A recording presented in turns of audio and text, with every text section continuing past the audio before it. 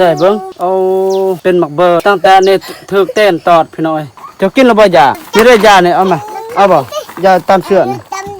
หอดแล้วหอดห้วยกระทะซองเลยนี่ไปอันนี้วิทย์ตัวนี้ก็หอดเที่ยงได้ทางนั้นเนาะนี่เป็นส่วนอันนี้เที่ยงเอื้อยกับพี่อ้ายเนาะโอ้ยน้ำนี่ขนาดคมมันลายฝนตกเมื่อคืนนี่แหละ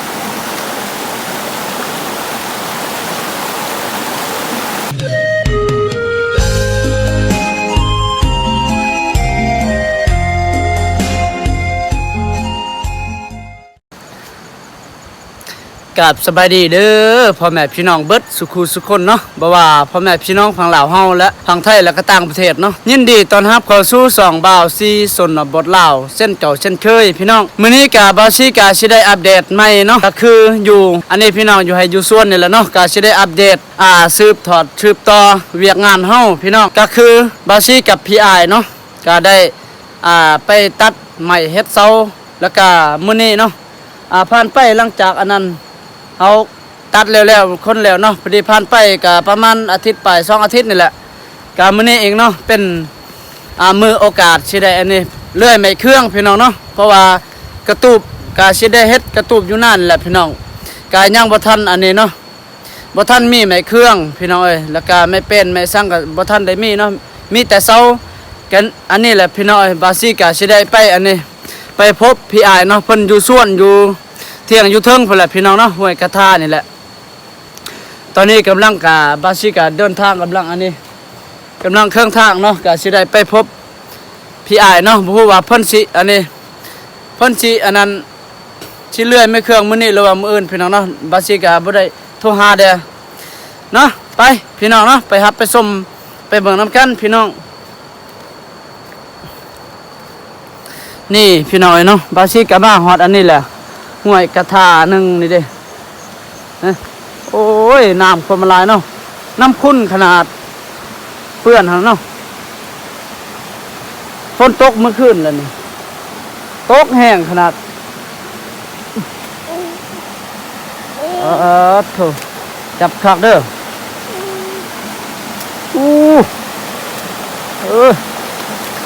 โคตรเลิกเลยได้นี่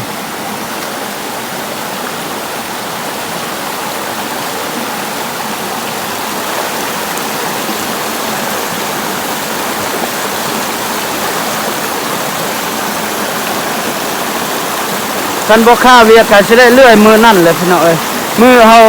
ไปตัดเฮ็ดเสาก็สิได้เลื่อยต่อพอดีค่าเวียกได้เนาะพี่อ้ายเพิ่นก็ค่าเวียกนะเลยก็อันนี้มื้อวานนี่เพิ่นได้เลื่อยผู้เดียวบาซี่ก็บ่ได้มาซอยเนาะเพราะว่าบาซี่ก็อันนี้ค่าเวียกอยู่บ้านนะเมื่ออันนี้เอาไว้รถไถอยู่หน้าเนาะก็เลยบ่ได้มาซอยวันนี่ฮักกันมามื้อนี้บ่ว่าเพิ่นสิเลื่อยแล้วหรือยังนี่สิอันนี้ไปติดตามไปชมไปเบิ่งนำกันบาซี่ก็สิได้อัปเดตเนาะ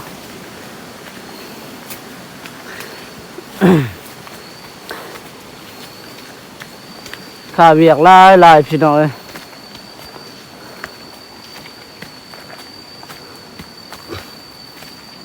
บ่ได้หาเฮ็ดเพาะเลยมื้อนี้พี่น้องถ้าได้มีโอกาสเนาะบาซี่ก็สิได้อัปเดตเก็บเฮ็ดเพาะแล้วก็สิได้อัปเดตหลายๆให้พี่ให้น้องได้ชมได้เบิ่งเนาะ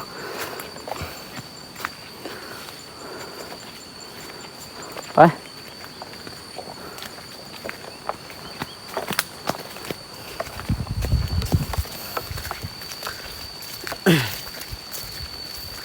บ่ฮู้ว่าเราสิอันนี้เลื่อยไม่หรือบ่มื้อนี้นี่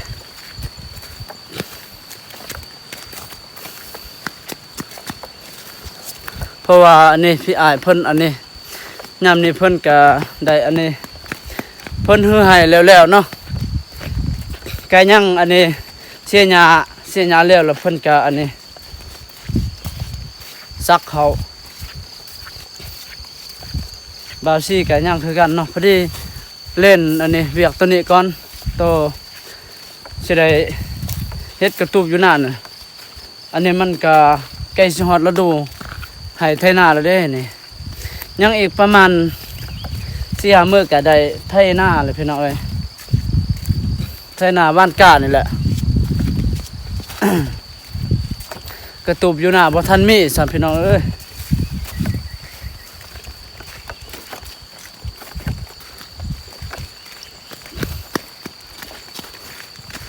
ไปอุ้ยทางนี่เปื้อนหลายพอดีมันอันนี้ยามฤดูฝนโอ้ยเอารถซิ่งขึ้นนี่พอดีมันอันนี้มื่นแน่นอนแล้วนี่เวลาเขาลงคอยมันกะอันนี้มันไล่เลยเลย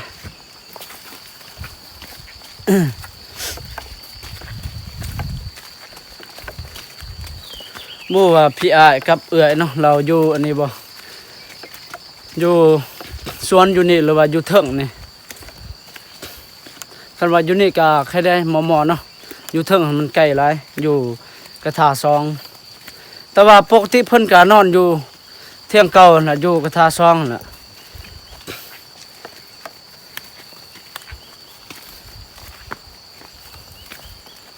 โอ้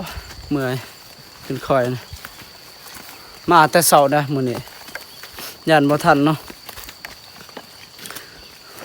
ไปเลื่อนไปเครื่องแล้วก็ยังอันนี้คนอีกเนาะแก่คนเอารถซิ่งคือเก่านี่แหละ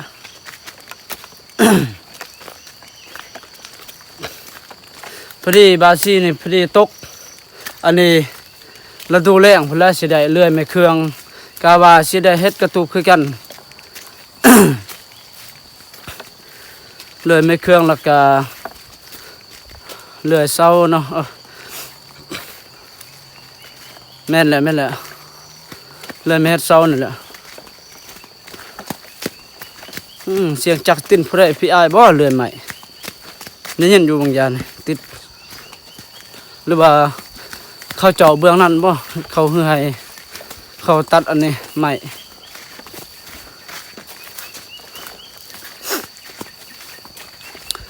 โอ้ป่าบรรยากาศตอนเช้าพี่น้องเอ้ยเนาะฝนฝ่าอากาศอยู่ป่าอยู่ดงนะมันอันนี้อากาศก็ดีเด้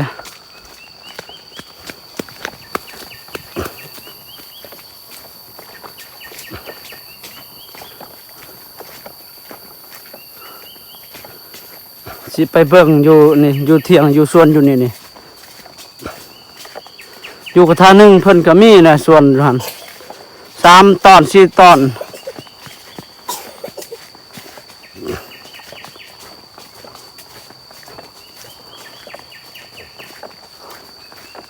ฝนตกแบบนี้คันใดไปอันนี้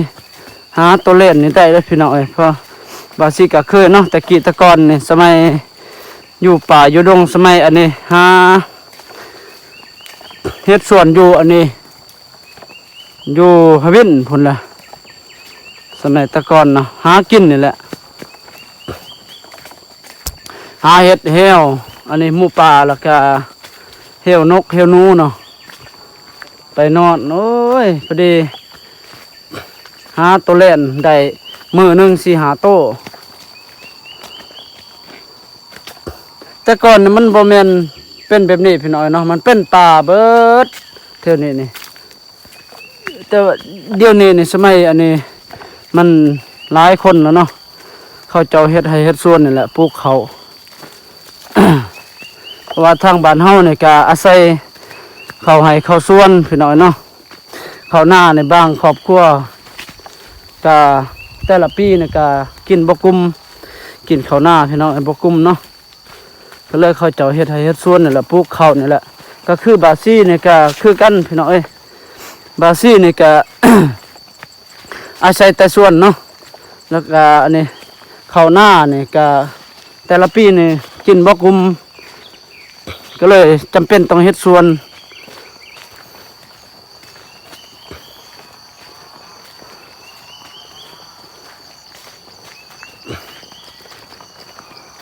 คือให้ก็บ่ทันแล้วคือกันบาสินพอดีอันนี้หาไปเพราะว่าพี่อ้ายกับเอื้อเนาะเราบอกไปในซอยเอื้อยเพิ่นบอกซอยพี่อ้ายเฮ็ดอันนี้เพิ่นสิเลื่อยไม้เครื่องนั่นแหละ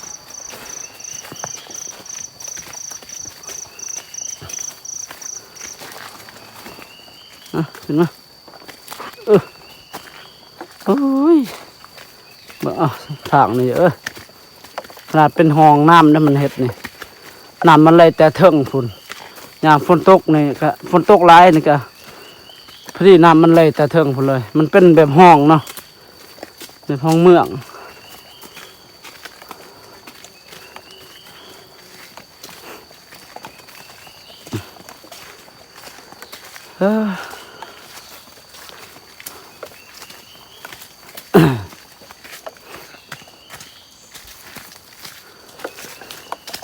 อีกจะหน่อยก็หอดเนาะไปเมื่อยบ่ เมื่อยเนาะคอยย่างเด้อ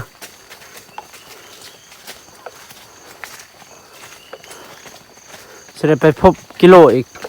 ผู้ว่าเพิ่นสิอยู่นี่หรือบ่เนี่ยเพราะว่ามาแต่บ้านบ่ได้อันนี้บ่ได้แวะอยู่เฮือนเนาะมาพี่เลยนี่เพราะว่ามื้อซืนก็เห็นว่าเพิ่นอันนี้เมื่อสวนอยู่นี่แหละบ่ได้แวะบ่ได้ไปเบิ่งอยู่เฮือน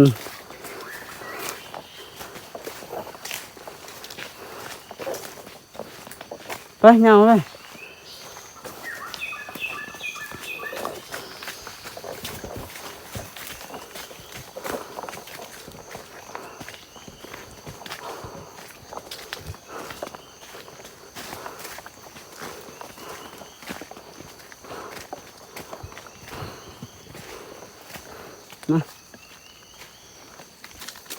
เที่ยงอยู่หน้าคันอันนี้กระตุบอยู่หน้าคันว่าไฟบ่ถึกไ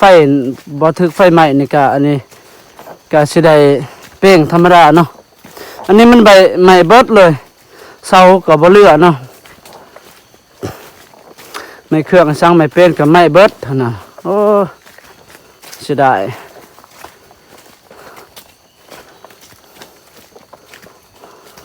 มันอันนี้ใหม่มันถือเขาเจ้าจูด จูดกองเฟื่องก็เลยมันใหม่ลามเลยตามท้องหน้าบาซี่ก็บ่ได้อยู่บ้านนะตอนนั้นช่วงนั้นก็ไปหารับจ้างนะ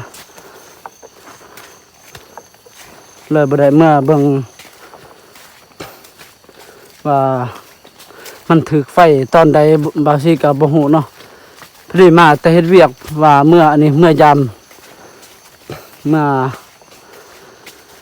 หาหน่อไม้อยู่หน้าแหละพอดีมาพออันนี้เห็นแต่ขี้ทานเนาะ ประมาณมันถึกไม้ไฟไหม้เบิดเลย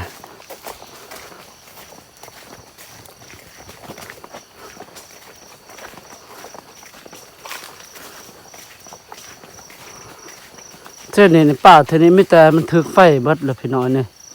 ป่าดงเท่านี้นี่ไฟไหม้เพราะว่าเขาเจาะจุดให้จุดส่วนเนาะ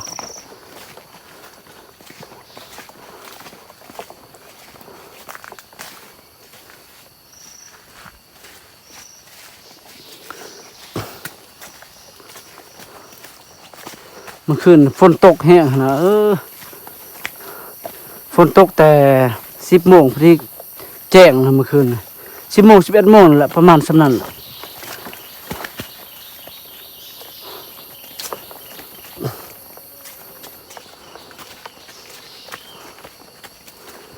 มื้อนี้กับบาซี่ว่านี่ไป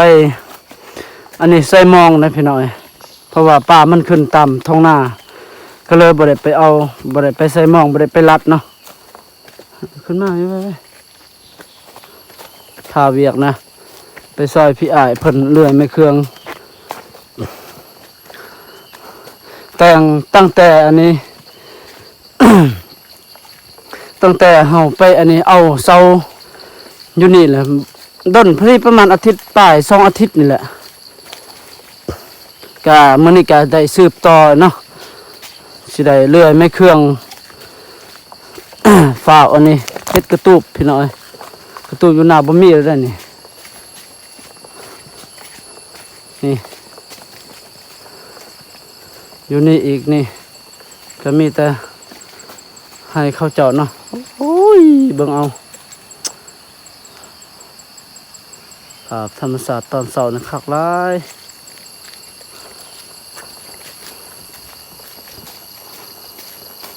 โอ้โหเด้ไปทางนี้นี่ไปทางนี้นี่มันบ่มีน้ำนี่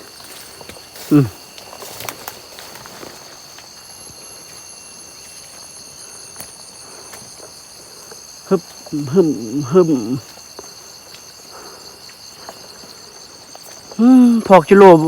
อยู่นี่บ่หรือว่าอยู่ถึงพุ่นนี่พี่น้องเนาะอันนี้ก็เป็นให้เก่า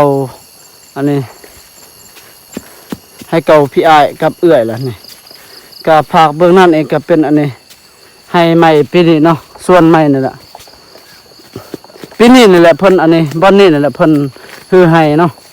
เพิ่นสิอันนี้เลื่อยไม่เครื่องอยู่นี่แหละแต่ว่าบ่ฮู้ว่าเพิ่นสิมาแต่อันนี้แต่พุ่นหรือบ่เนาะเพิ่นสิมาพี่หรือยังนี่โอ้มันมืดนะปกติก็เพิ่นอันนี้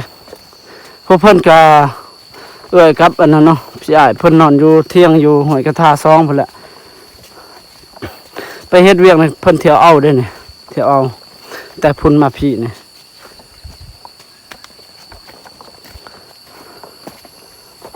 เพราะว่าบ่อนนี้ก็อันนี้ยังบ่ทันได้เฮ็ดกระตูบเนาะ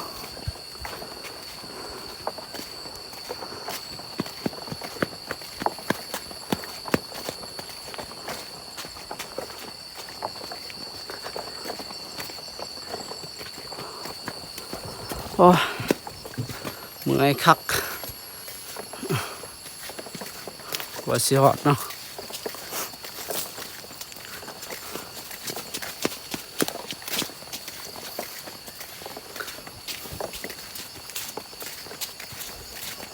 สิได้เข้าไปเบิ่งอยู่ในก่อนพี่น้อง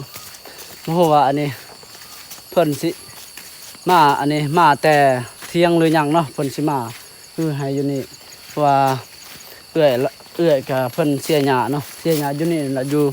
อันนี้อยู่สวนไม้อยู่ ให้ไม้ก็หากระถางปีนี้เนาะนี่บาสิก็ได้ไปซอยคือกันปีนี้เพิ่นทางให้เนาะเดี๋ยวบาสิเข้าไปเบิ่งเนาะเพิ่นสิมาหรือยังเนาะยันบ่ทันมาเลย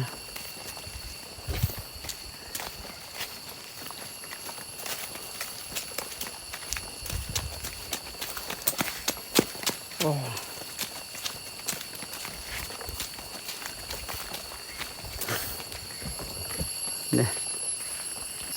เดี๋ยวกาสิได้อันนี้เนาะบอกเขาไปเบิ่งก็ได้ดอกเดียวสิ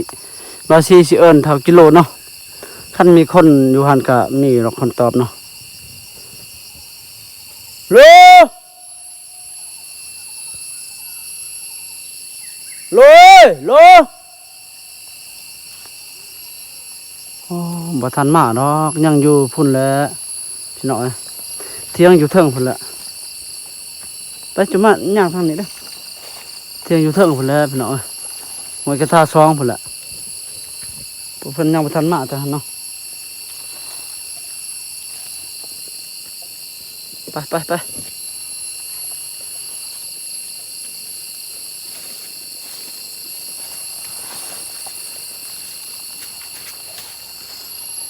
โอ้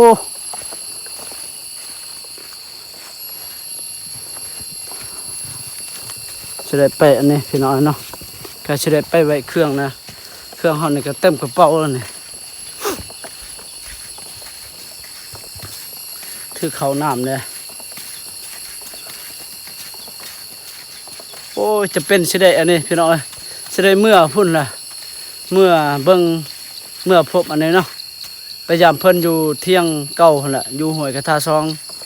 เพราะว่าเพิ่นยังบ่ทันมาพี่เพิ่นยังอยู่หั่นอยู่บ่ทันมาเนาะบ่ทันได้มาคือให้อันนี้ก็6 โมงแล้วเด้6 โมง 7 โมงแล้วบ่ทันมาปานนี้เนาะ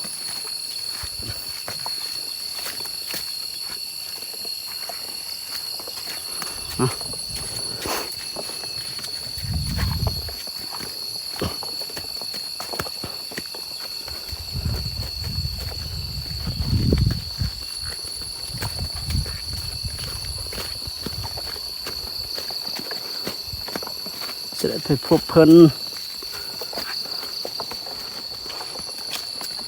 คิดว่าเพิ่นมาแล้วเนาะเพิ่นว่าเพิ่นมาแล้วสบายอยู่ในหมอเด้อ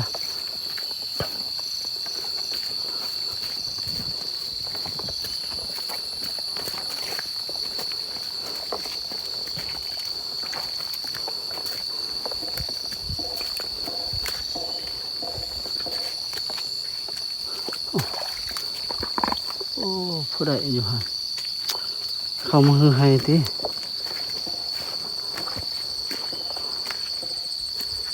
มาจับมาเอามามีหันคือโอ้มันหนักอันนี้นี่แหละเนาะเอา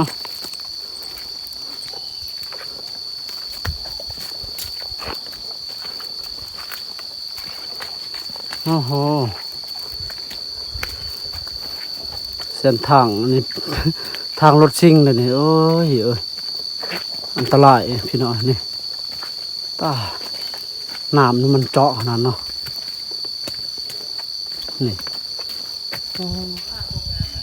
ฮะ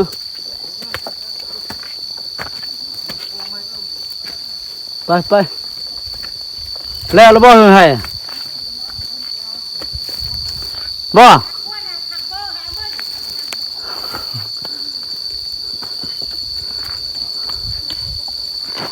โอ้เห็ดกระตุ้มนั่นพี่ดีแล้วขนมผัดแห้งหันเบิดเลยฮะ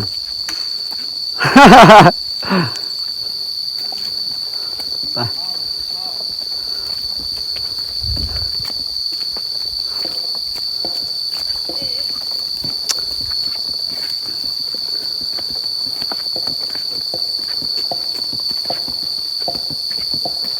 โอ้ยเส้นทางนี่เนาะน้ำมันเห็ดเยอะ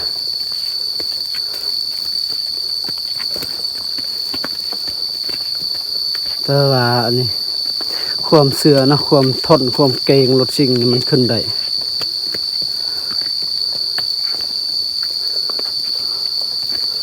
คอยสำได้เพิ่นอันนี้รถอันนี้ขึ้นได้เบัด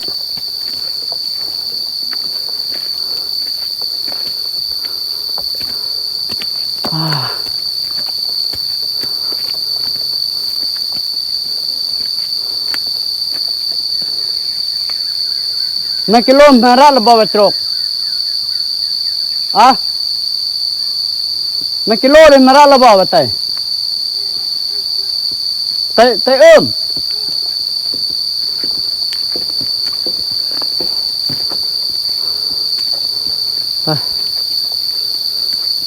จะได้ไปพบแล้วเนาะหอดเที่ยงพุ่นแล้ว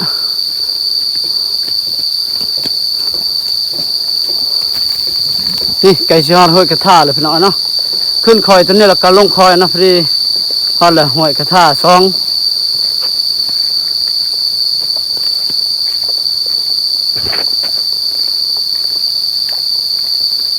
โอ้เสียงน้ำมันไหลเนาะขนาดนะ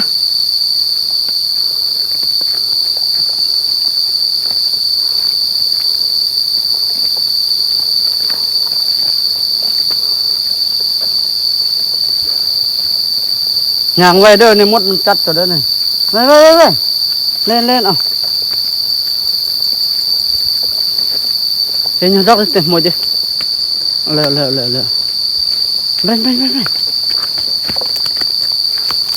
ไป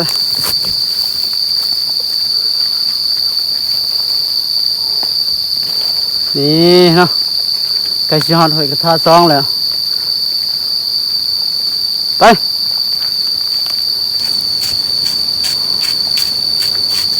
ขนาดเนาะเสียงอันนี้น้ำมันไหลเพราะมันอันนี้มันแห้งขนาดบาซี่ว่าสิได้อันนี้เอารถขึ้นทางพี่แหละเห็นว่าเส้นทางบ่งามคำว่ามันเป็นแนวนี้เนี่ยเอาขึ้นได้เนาะอยู่ลุ่มพลบอลอันนี้เป็นคอยมันบ่เป็นเนาะมันเป็นห้องเอารถอันนี้ขึ้นบ่ได้ดอกเพราะว่าเครื่องเฮาเด้อก็เลยจำเป็นอันนี้รถหันไว้อยู่เที่ยงเขาเจ้าเนาะก็บ่ได้เอาขึ้นมาพี่นี่มันเป็นห้วยกระทะนี่พี่น้องพุ่นอยู่ลุ่มพุ่นแหละ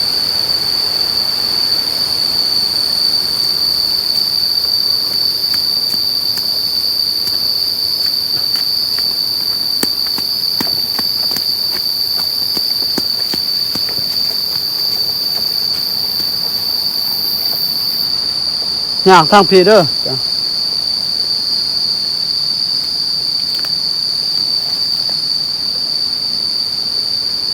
โอ้ย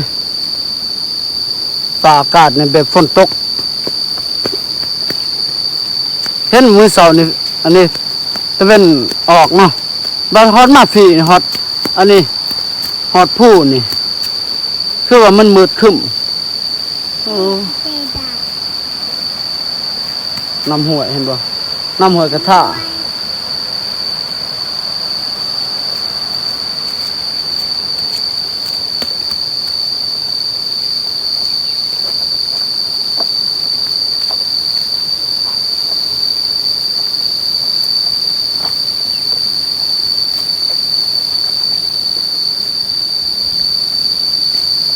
โอ้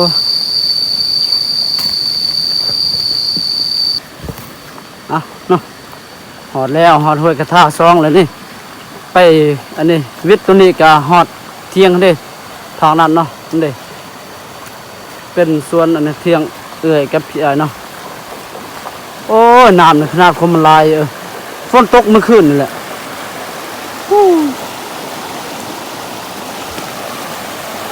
เกือบเนาะเกือบบาซี่สิได้อันนี้เอารถขึ้นทางพี่ฟรีแหละรถไปบ่ได้นี่เห็นว่าแบบนี้มันเลิกบัดนี้พี่น้อยนี่เลิก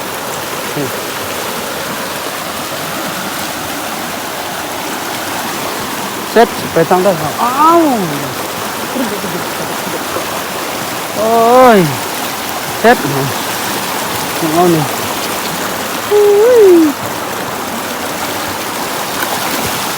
ลูกเบอร์ ฮะ ลูก โอ้ยโอ้ยโอ้ยโอ้ยเดี๋ยวไป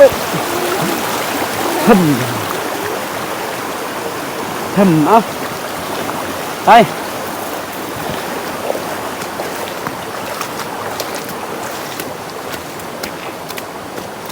ทุบมันกระตือ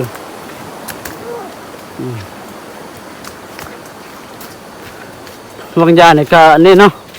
พอเอื้อยกับพี่ไอ้เนาะเพิ่นได้ย่างออกพออยู่อันนี้อยู่พุ่นแหละอยู่เทิงเนาะเห็นอันนี้เอื้อยกับพี่ไอ้เนาะเพิ่นย่างเมื่อสวนอยู่ลุ่มนั่นแหละสวนบางอย่างน่ะเนาะอันนี้เป็นอันนี้สวนอยู่เทิงอันนี้ห้วยกระทะซองนี่ได้ฮอดแล้วเด้นี่เป็นสวนเก่าเนาะแต่ว่าเพิ่นยังอยู่นี่เพราะว่ายังอันนี้เพิ่นยังปลูกมันอยู่ปลูกบ่เบิดปีนี้นี่เฮ็ดแต่2คนบ่ไหวดอก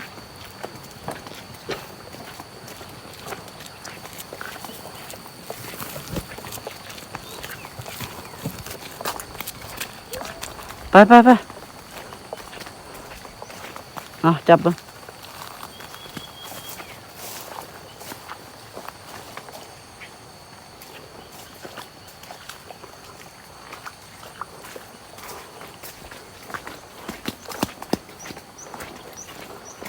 นี่เลยหอดเที่ยงแล้วพี่น้อง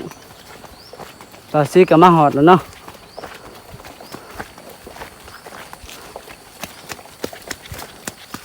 เด้เห็นแต่ร้านเนาะร้านเช้าร้านหน่อย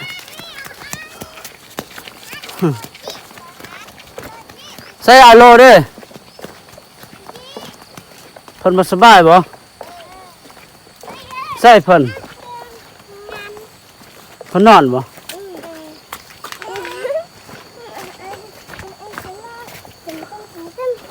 โล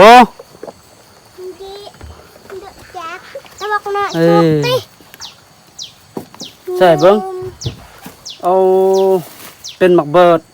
ตั้งแต่นี่ถึกเต้นตอดพี่น้อยบาซี่กับอันนี้แหละมากับเพิ่นแล้วเก็บหมากใหม่พอดีมันถึกเต้นตอดเนาะเพิ่นจนเป็นไข่บาซี่กับถึกบอลข้อแล้วก็บอลมือเนาะถึกเต้นครบเต้นตอดนี่แหละโอ้ปลาใส่หม้องมานั่นเอากินบ่หมกม่วงนะนี่มะม่วงเห็นแต่ร้านเนาะพวกเจ้าอยู่นี่เด้อเจ้ากินแล้วบ่ยากินได้ยาเนี่ยเอามาเอาบ่ยาตามเสื้อนี่